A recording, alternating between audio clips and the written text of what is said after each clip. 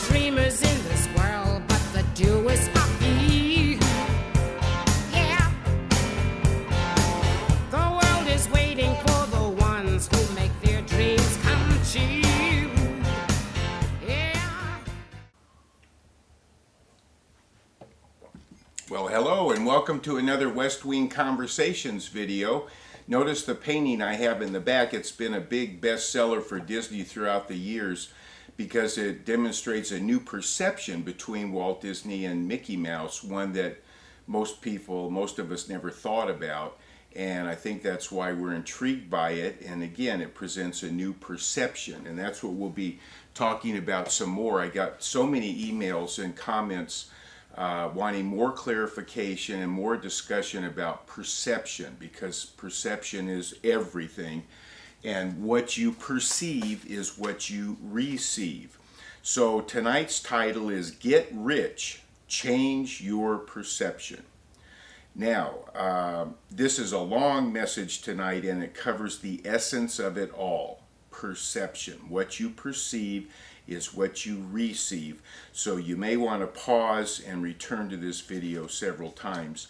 And it would also help if you reread chapter 8 in your handbook, Inner Recontextualization, Change Your Perception. Big word, but simple. Change your perception. Now, no one has a money problem, as we've discussed before. He or she has a thinking problem. So how do you change your thinking? You act, and when you act, that changes your perception. Simply work your dream tickets. It's just that easy. The secret is to not work on problems. To not work on problems. You must learn to change your perception by focusing upon your life star instead. Problems are orange cones, and the solution to any problem is to change your perception about it. This is why success is so elusive. Most people never learn this principle, and they keep futilely resisting and crashing into the orange cones, as I did at the Skip Barber Racing School. But Dream Tickets teach us how to ignore the orange cones and to focus upon and act upon our life star, holding that in mind as we do our dream tickets, and that changes our perception, which of course changes our whole life. Example, you want to quit smoking, eating cookies, or swearing. Well, the world erroneously and ignorantly teaches us to make resolutions, set goals, and apply willpower. But this is resistance, and resistance is what causes the problem. So willpower, resolutions, and goals don't work. You already know that. They don't work because they are resistance, and it produces the opposite, in fact, of what you want. Now, Vernon Howard put this beautifully when he said, resistance to the disturbance is the disturbance. So instead, let the universe do all the work for you.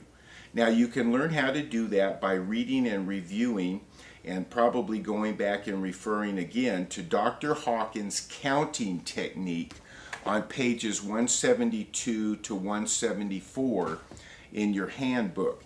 Now, also look up a painting of Daniel in the lion's den from the Bible.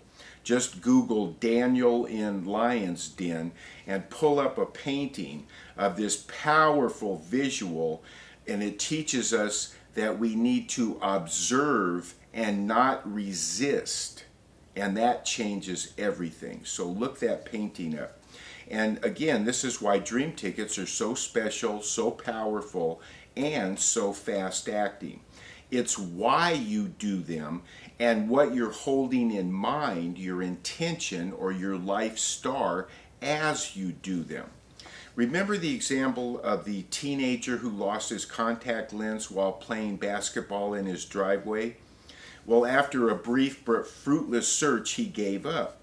But his mother took up the cause, and within minutes she found the lens. "How did you do that?" he asked her. "Well, we weren't looking for the same thing," she explained. You were looking for a little bitty piece of plastic, and I was looking for $150. It's all intention. The mother's intention was entirely different from her son's.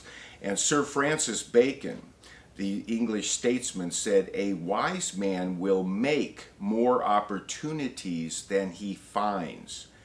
That's dream tickets. Now here's a terrific true story about perception.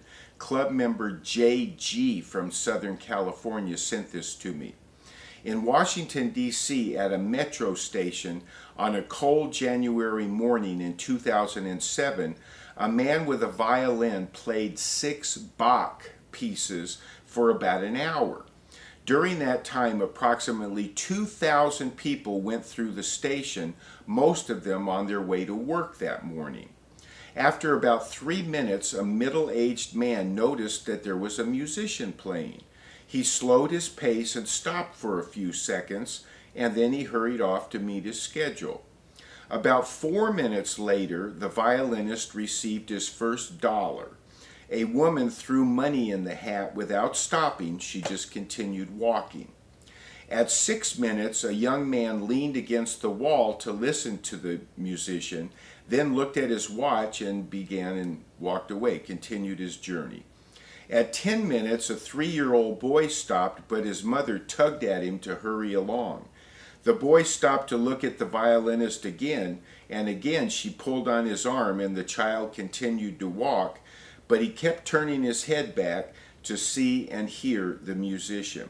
And several other children repeated this action, but every parent, without exception, forced their child to move on quickly. At 45 minutes, the musician played continuously. Only 6 people stopped and listened for a short while. About 20 gave money, but continued to walk at their normal pace, and the man collected a total of $32. After 1 hour, he concluded playing, and silence took over. No one noticed, no one applauded, he received no recognition at all. And no one recognized him, but the violinist was Joshua Bell, one of the greatest musicians in the world. He played one of the most intricate musical compositions ever written with a violin worth $3.5 million. 2 days before, Joshua Bell sold out a theater in Boston where the seats averaged $100 apiece, so people could sit and listen to him play the very same music. This is a true story. Joshua Bell was playing incognito in the D.C. metro station. It was organized by the Washington Post as part of a social experiment about perception, taste, and people's priorities. So the newspaper said this experiment raises several questions. In a commonplace environment, at an inappropriate hour, do we perceive beauty? And if so, do we stop to appreciate it? And do we recognize talent in an unexpected context? Now, one possible conclusion reached from this experiment could be this. If we don't have a moment to stop and listen to one of the best musicians in the world, playing some of the finest music ever composed, with one of the most beautiful instruments ever made, what else are we missing as we rush through life?